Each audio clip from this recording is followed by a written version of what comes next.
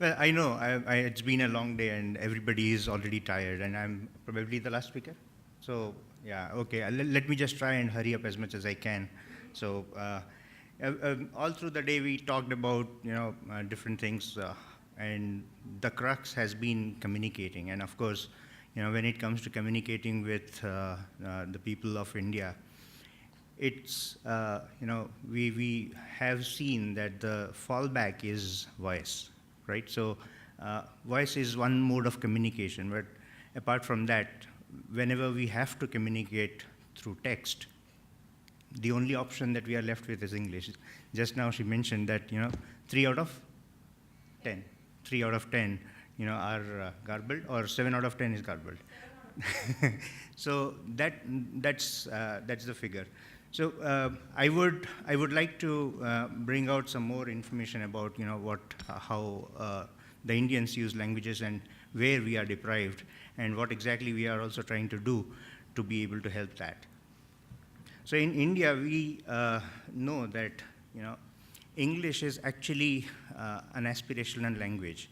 Nelson Mandela said, if you talk to people in a language that they understand, it goes to their head. I am talking to you, it probably goes to your head.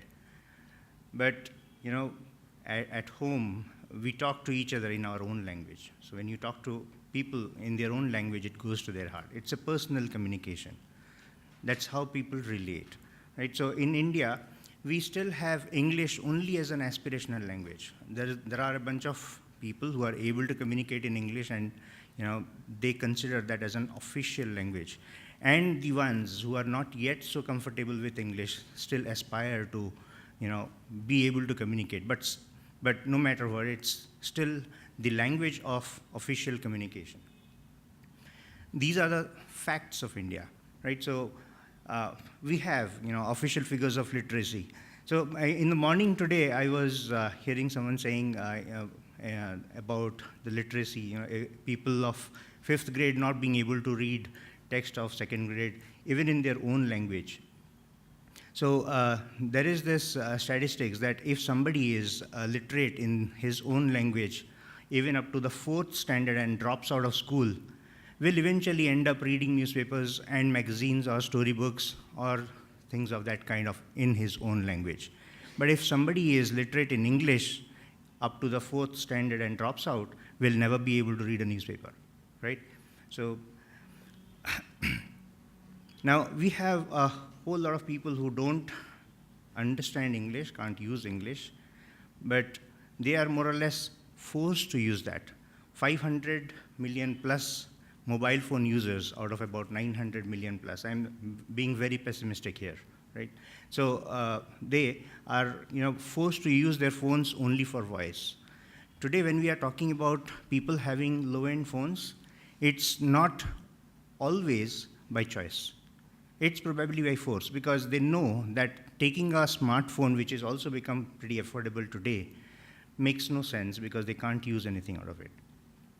So India gets divided in phone usage in two different ways.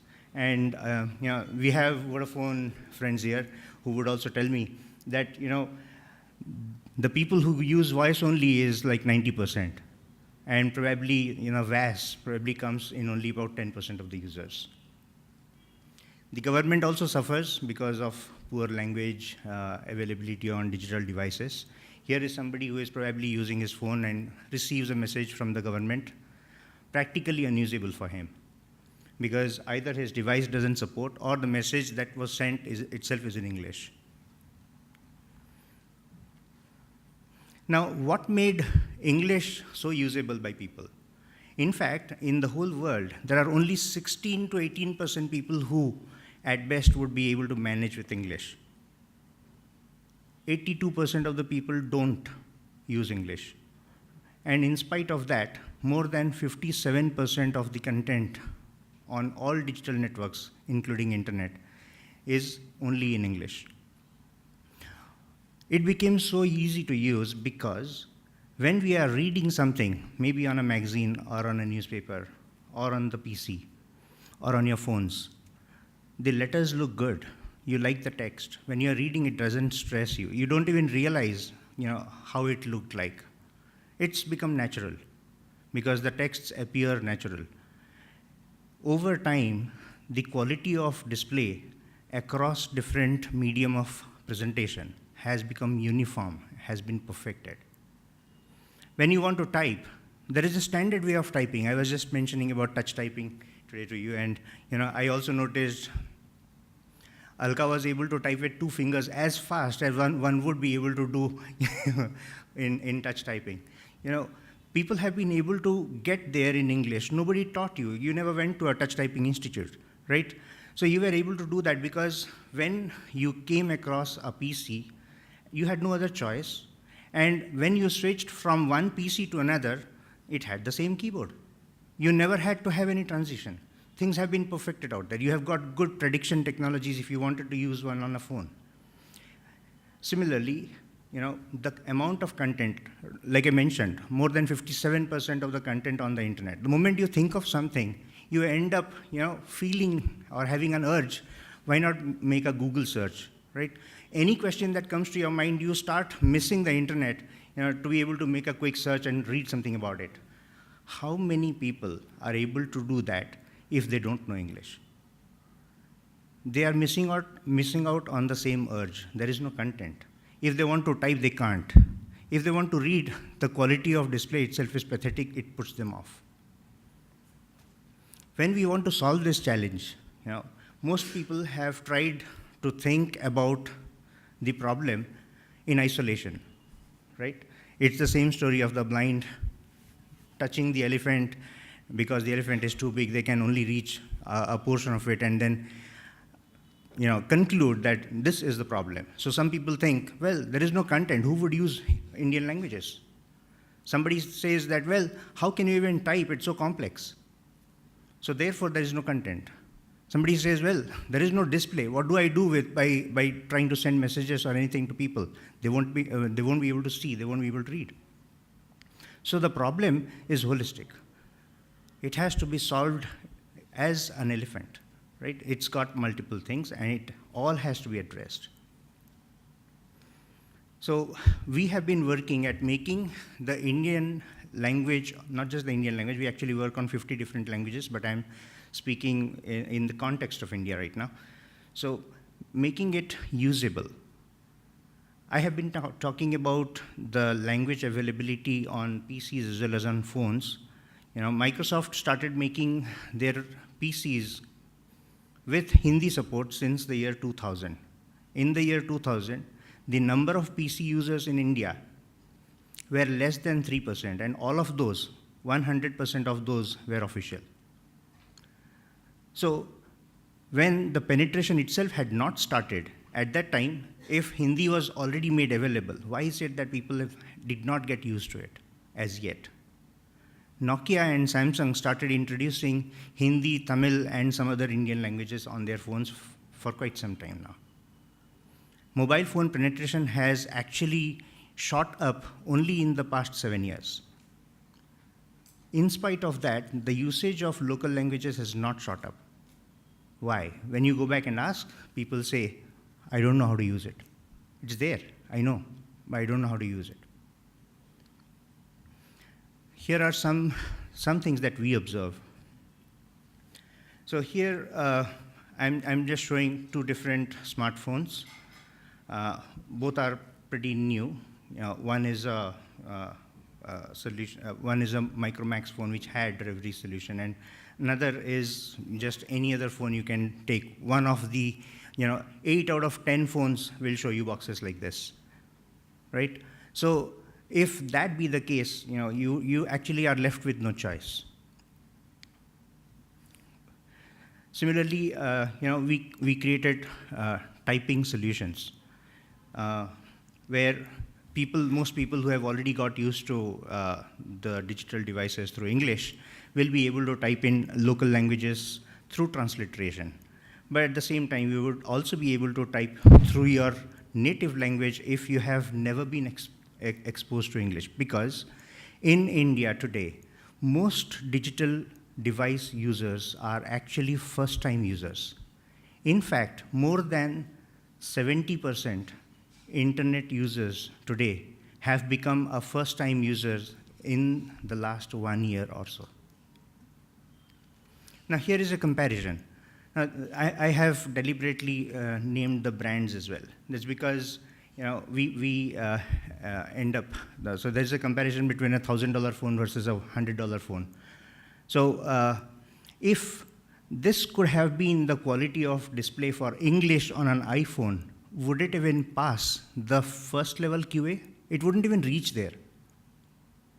But when it comes to Hindi, which is probably one of the top 5 languages written and spoken in the world, this is the representation.